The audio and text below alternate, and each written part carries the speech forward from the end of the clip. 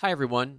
In the spirit of taking some time off, I wanted to reshare a conversation I had with Sarah Green Carmichael on how to tame your inner workaholism. Sarah is an editor at Bloomberg and has written multiple articles on the topic of workaholism. In our conversation, Sarah points out on how we have the power to control what we do and the ability to reframe our experience to choose what is best for us. I hope everybody enjoys some time off this holiday, and we'll look forward to a new episode next week. Welcome to the Emotional Balance Sheet Podcast, your guide to help you manage life, money, and multiples. Each episode, host Paul Fenner, Tame Capital's president and founder, and the proud parent of 4 amazing children, including 1 set of triplets, will provide insights on successfully sustaining an active lifestyle, career, and family through comprehensive wealth management strategies, financial education, and lifestyle planning, specific to parents raising twins, triplets, and more. Learn more, subscribe to the show, or connect with Paul at tamacapital.com. This podcast is for informational purposes only and should not be relied upon for investment decisions. Clients of Tama may retain positions in the securities discussed in this podcast. What if you had a heart attack, but instead of calling your spouse or partner to get medical attention, your first thought was, I need to meet with my manager tomorrow. This isn't convenient. This is precisely what Jonathan Frostick, an IT lead at HSBC, experienced and explained in a LinkedIn post that went viral. A post that caught the eye of Sarah Green Carmichael, an editor with Bloomberg, and she needed to know more about why someone would think about a meeting before calling their spouse or partner. Sarah talks us through the process that led her to research and ultimately writing multiple articles about workaholism. A critical takeaway from Sarah's work is that workaholics often pin the blame anywhere but on themselves. Instead, it's your overbearing boss, an always-on company culture, or rising economic inequality. However, we have the power to control what we do and the ability to reframe our experiences to choose what is best for us. During our conversation, Sarah shares tactics on reducing workaholism, from learning how to embrace trade-offs to developing other identities outside of our work and careers. Please enjoy my conversation with Sarah Green Carmichael. So, Sarah, I think the best place to start is with your background. And so if anybody goes to your LinkedIn page, which I'll put in the show notes, what I want to know is, how did you go from writing about the Boston Red Sox to being the editor at some very prestigious organizations such as Harvard Business Review, Barron's, and now you're the editor, one of the editors at Bloomberg. So walk our audience through your background to a certain degree and how you got to where you're at. Yeah, sure. So there's actually more of a connection between sports and management than it may first appear. I just started writing about the Red Sox because, like any Boston girl, I was obsessed with the Red Sox. This was right around the time that they broke the curse in 2004. And so I started writing about them, and I wrote about them for 5 or 6 years, and I got to realize that really what you see on the field is a function of the money that's invested in the team, how well that money is managed, the kind of players that the owner and general manager assemble. And I started to become much more interested in those kind of workplace dynamics than in just who hit the ball to right field, So for me, it was a very natural progression to then go to Harvard Business Review, where I was for about 10 years. And then from there to Barron's, and now Bloomberg Opinion. So in speaking with journalists and especially editors, one of the things that I'm really fascinated about is, how do you go about choosing the stories that you write about? Yes, it's, there's sort of a couple different things.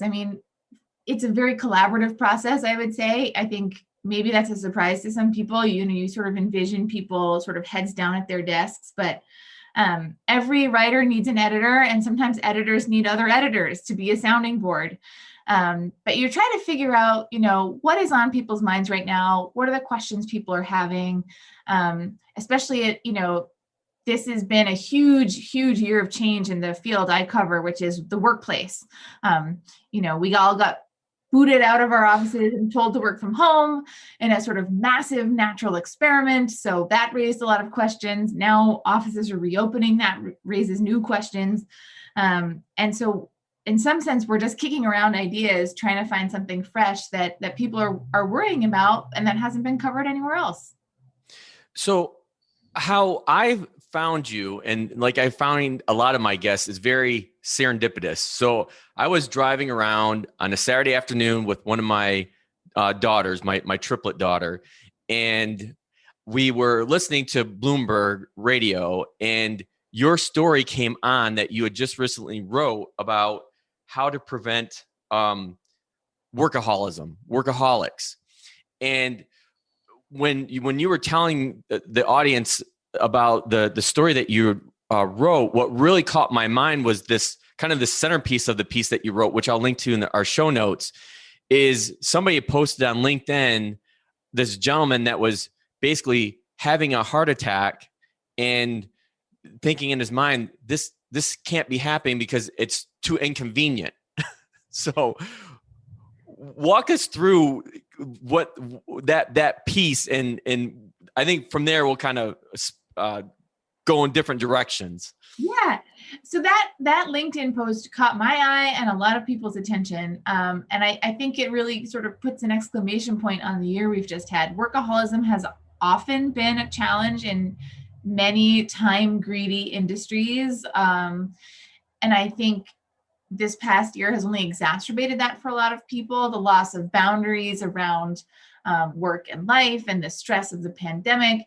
And so then this IT manager at HSBC, Jonathan Frostick, said he basically just had a heart attack. It was a Sunday. He was sitting down around 4 p.m. to prepare for the work week ahead, as he often did on Sundays. And suddenly he was just aware that something was going very, very wrong inside his body. And he thought, oh, I need to meet with my manager tomorrow. This really isn't convenient. And had a bunch of other thoughts like that before he finally thought, well, I also hope my wife doesn't find my body, And that's when he realized maybe my priorities are a little out of whack. And I think that's an extreme example, but I think a lot of us have had, maybe times when we got sick, or times when a family thing interrupted work and we just think, oh, this is not convenient, sort of losing sight of the big picture. So for me, what I thought was so interesting about his story is that instead of blaming his boss or his company, he really put the blame on himself, which I think has gotten to be pretty rare. I think a lot of us blame our boss when we work too hard, or we blame our company culture, but we have more control over the situation than we often realize. So I wanted to explore that kind of what can we do about it angle. And I think that's when I went back and reread the article before we hit the record button, that was one of the interesting things about the title of your article. It was to prevent burnout, stop blaming your boss. And I was going to ask you, well, how did you come up with that title? But now you just answered it for us. Yes, I think, over the past 10 years in my work covering the workplace, I have noticed that there has been more of a trend to blame hard driving managers, to blame teams that won't stop emailing at all hours, to blame income inequality or, big macroeconomic factors for pushing us to work harder and harder. And I think that to some degree, and in different situations, all of those factors are real. At the same time, that doesn't mean that we are powerless or just sort of like boats being buffeted by a tide. We can really do some things to take charge of our own work lives, and we don't have to ask anyone's permission. We can just do them. One of the major projects that I've been working on behind the scenes at Tame with the families that I work with, and hopefully this is going to get bigger, is deciding what enough is. And when I hear what you're talking about, I'm like, oh my gosh, Sarah, this is like getting at the heart of what personally I've been trying to figure out for many, many years, is what is enough? Like, how does a family decide what enough is? How does a person in their career decide what enough is? And I don't think that we give enough credence to figuring that out. Just like self-care, that title or that name has been a big topic over the course of the pandemic. But I think figuring out what enough is has always, for me personally, been lingering in the background. And I see a lot of the families I work with struggle with that as well, especially like once you start pouring on family responsibilities and having kids. And in a lot of cases, you have both spouses or partners working full-time demanding jobs. And it's like, when do you ever stop and pull back and start looking at what is it that I'm really after? And so I saw a lot of ties when I was reading your article and listening to you on the radio, and this concept that I've been wrestling with for many years and trying to figure out how I can help families figure out what enough is. That's a great question. I got a helpful piece of advice on this for an article I wrote from a woman named Melody Wilding, who has a book called Trust Yourself. And her advice was to notice when you feel resentful, because that's often a signal that some need isn't being met. And that's a sign that you're not getting enough. And maybe you're not getting enough in that area because you're giving too much in a different area. So watching for those sort of emotional cues of, I feel really resentful, whether it's towards your job or your partner or something, is maybe a sign to say, okay, I've let this go. I've let things get out of balance and I need to step back and reassess. So in the work that you do with as editor in Bloomberg in work-life balance, what types of things do you see that, like you just mentioned, can help you bring yourself back to center? Because I think what people struggle with, and I was just having this conversation with Dennis Mosley Williams, who I had on the podcast previously, about you need to take time to recharge. And I think people see taking time out to recharge as, I guess, somewhat wasteful, even though you probably need to do it. It's like, it feels like you're slowing yourself down when you feel all this pressure to keep going. So there's a fascinating paper I was just reading by a professor at Wharton, Stephanie Creary was the lead author. And she talks about how there is this sense sometimes that you are in a cycle that is workaholism and then rest, and workaholism and then rest. So I think the answer is not just to take time out to recharge or rest, but she argues in this research that what you really need is something that is deeply meaningful to you, that's not just sort of flopping on the couch, that's not just sort of going for a walk by yourself for 20 minutes. You need something that is a hobby that kind of gets you in your body, that gets you out of the house, that gets you with other people, and that is substantial enough to really serve as a counterweight to all the work you're doing. So instead of thinking of just rest as an opportunity to do nothing or as the kind of absence of work, it's an opportunity to have a rich and vibrant life. And it's interesting that, I have had a number of people say to me over the years who've become parents, I didn't really know how to set boundaries before I had kids. I didn't know that I could just stop working at 7 or 5 and have a life. But then when they had kids, they realized they had to do that because there was this little person who needed them. Yeah. I realized that too. When I think about when I go back 10, 15 years when I was still full-time in my corporate career, before I had the kids, I would see people that did have kids like, well, I got to go at 4:00. I got this soccer game I got to get to. I'm just like, well, darn it. I need help with this project. I need, to get this report out to the CEO on whatever thing I was working on. And I don't think it's something that you really truly understand until you're actually in it, because you can read all the books you want on parenting, but until it actually happens, there's no prep for it. Especially, Go ahead. Well, and I was going to say that situation is very common. And this is where I do think organizations and managers have to step up, because they do often expect childless people to put in more hours. And I don't think that's fair either. And that does create an imbalance. So coming back to your article and workaholism, what are some of the key, I guess, takeaways, or let me put it this way, surprising truths and false stereotypes that you've learned about being a workaholic? Yeah. So I think one thing that I learned that was surprising to me was that, in the US, we often equate workaholism with just putting in long hours. The cutoff is typically around 50 or 55 hours a week. If you're working, basically more than 11 hours a day, 5 days a week, we define that as workaholism or overwork. But in other countries, they define it more by an attitude. And there's researchers who've kind of studied that. And so one of the assessments I like is called the Bergen Work Addiction Scale.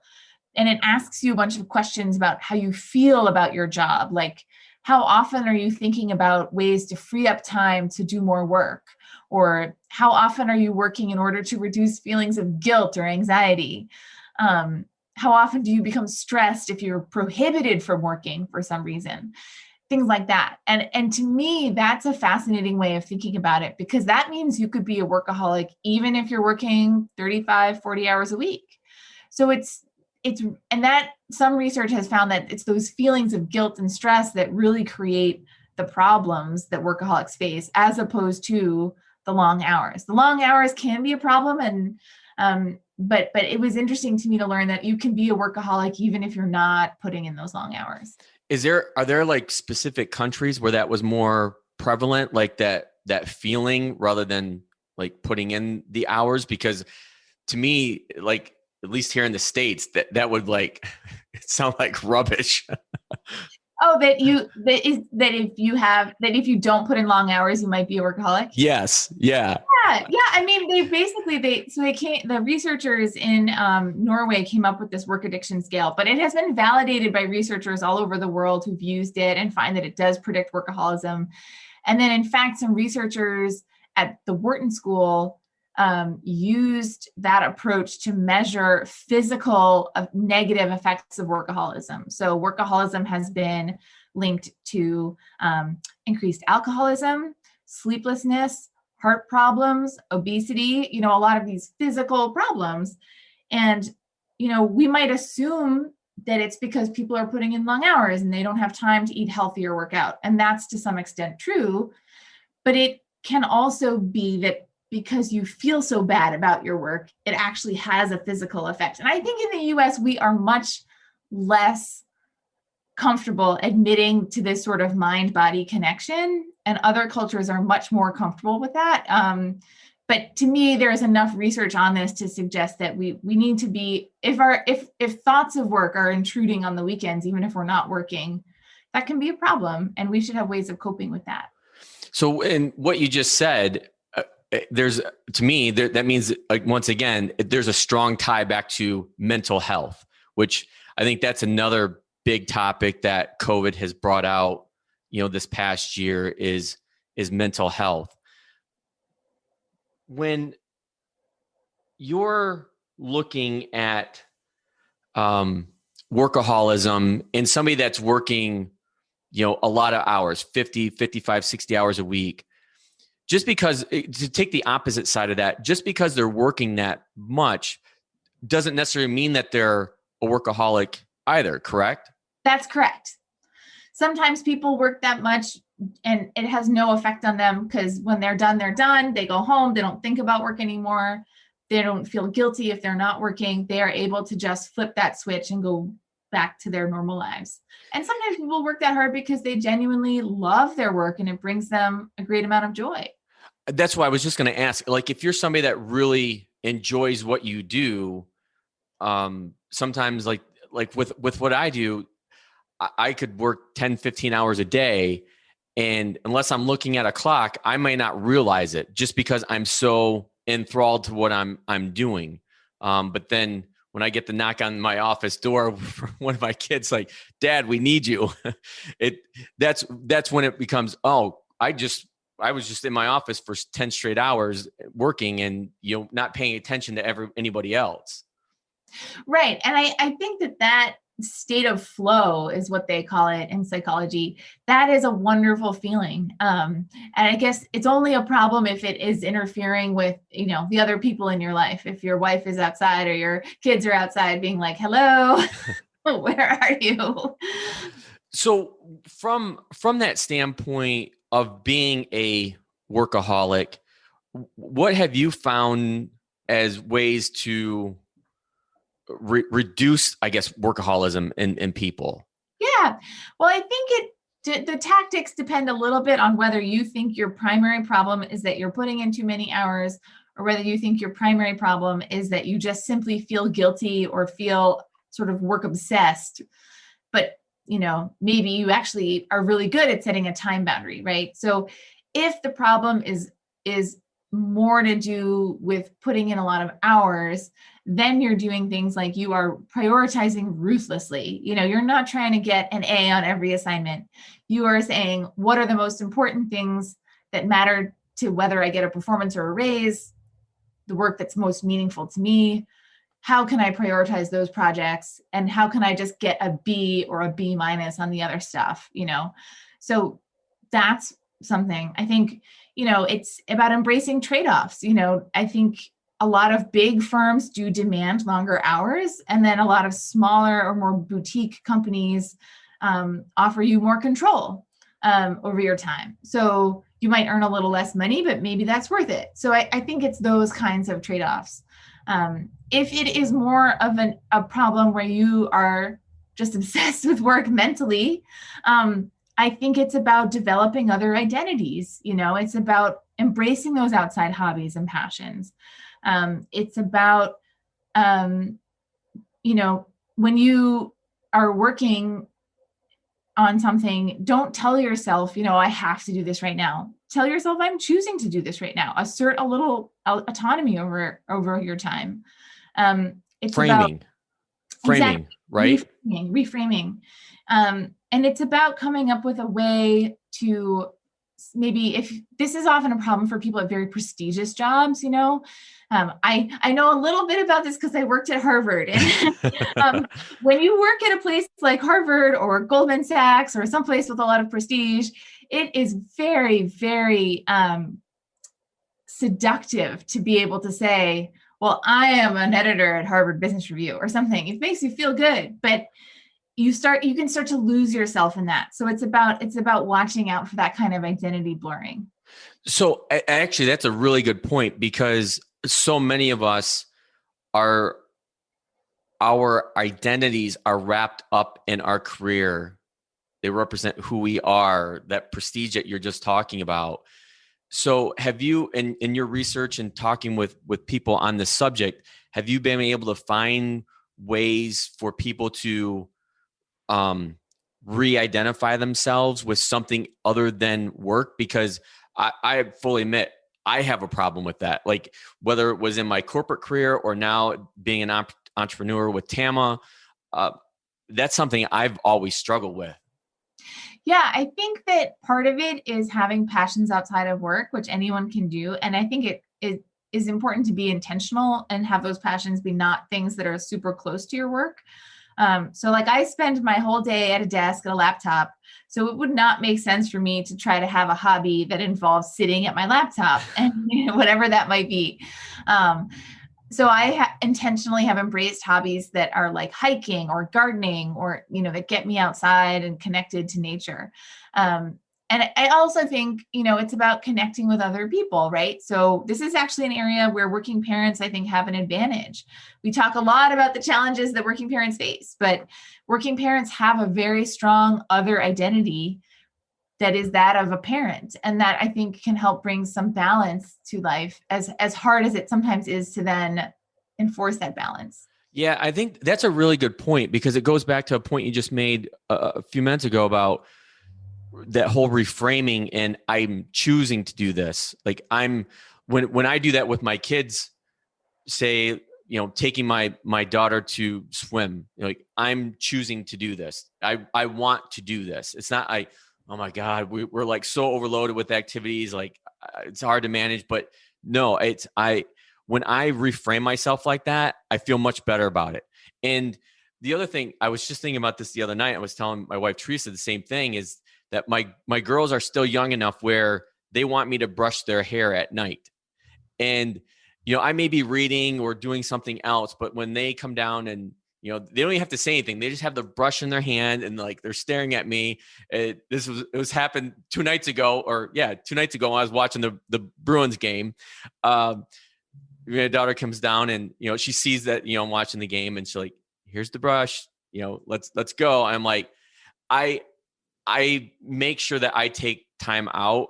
And although I was really enthralled with the game, I know that I don't have much time left to be able to brush my girls' hair. And to me, that's really important.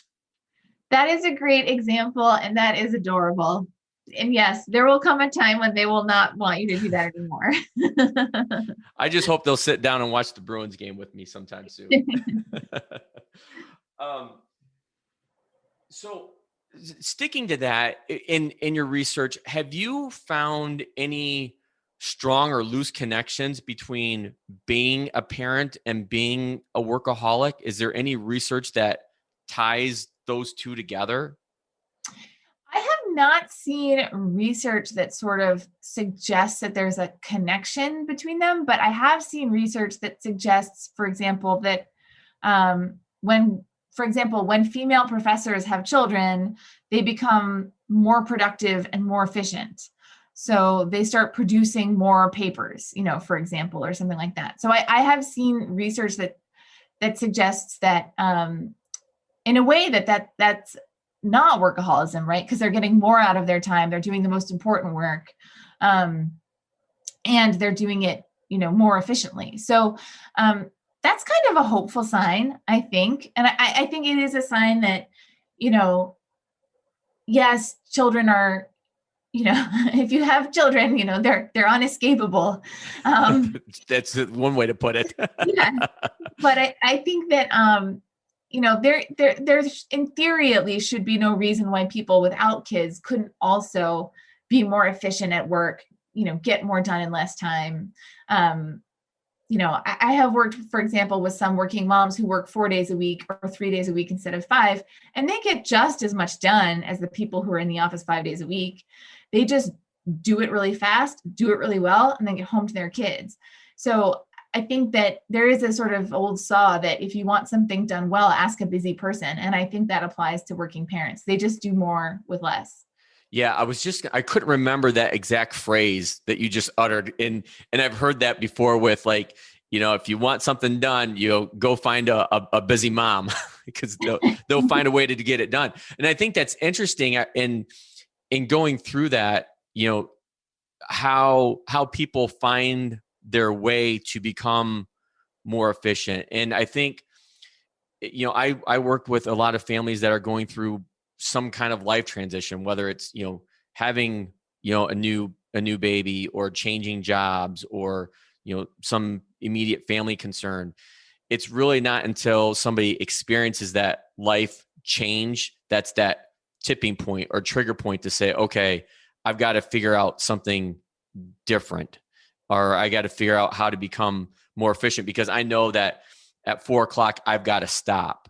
So then it becomes, I know I mentioned this in kind of like our email back and forth, is like, I'm a big fan of Cal Newport and all the work that he's done around time blocking and efficiency and digital minimalism and deep work.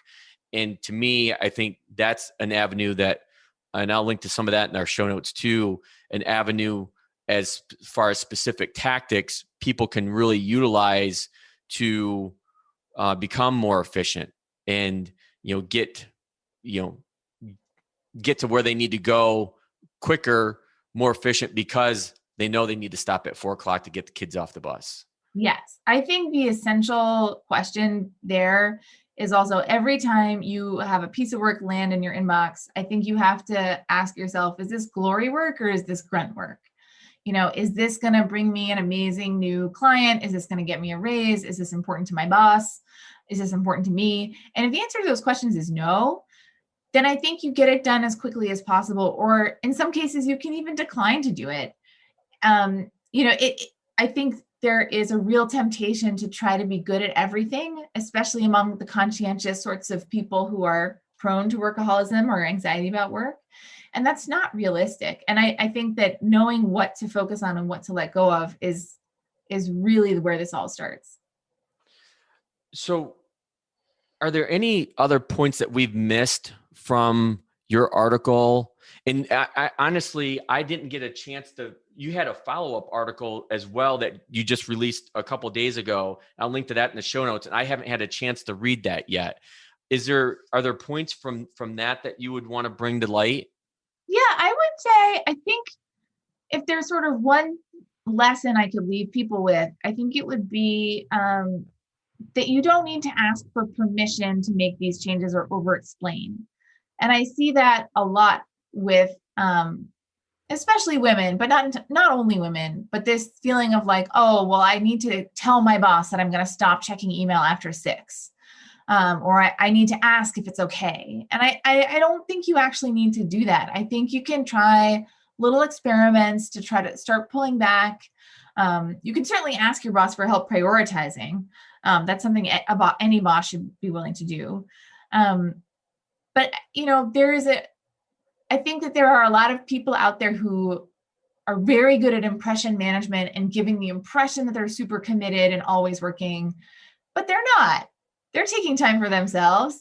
You just don't know it because they're so good at giving you this impression of full-on dedication. So I think that people can, at any time they want, start to try just little experiments, pulling back, and see if anyone notices. So one thing that we haven't touched on is, and I don't know if you've started working on this, you kind of brought up when we first started a conversation, is this transition of back to work. Are you looking at how that's going to start affecting people and how companies, are going to have hybrid or they want people back? Because to me, it's all across the board. Like, I talked to a lot of my families about it. I've got a front row seat with my wife, Teresa, who still has her corporate career. And it's a challenge because I think there's a sense of, with some of these companies, they want people back to work, but then, some of the management team's not quite sure. And so it's extremely inconsistent. Yes, I think we're headed for a few months of just transition, and we don't know what it's going to look like. And it's going to be confusing in the way that suddenly working remotely at the beginning of the pandemic was confusing. And we don't really know what's on the other side. Are we headed to some kind of future where there is more flexibility and a sort of hybrid, remote, in-person work environment? Or are we just slowly going back to what we had before, where people are largely in the office 5 days a week? We don't know. And that's very unsettling. And I think the other thing that's unsettling for a lot of people is we've spent the last 14, 15 months, a lot of us looking at other people as if they are potentially a vector of a deadly disease. and now we're supposed to just take off our masks and hug each other and make small talk by the coffee machine. That is going to feel really, really, really weird. I was just looking at a survey this morning put out by the Harris Poll saying that the things people are most upset about return to the office, excuse me, are things like, getting dressed, having to make small talk, these sorts of social things. So, my fear a little bit is that if we overworked during the pandemic when we were working from home and maybe didn't have some of the social outlets we normally would have, we're now going to be feeling pressure to put in all this face time at work to reassure people that we're valuable, we're important, we're very, needed.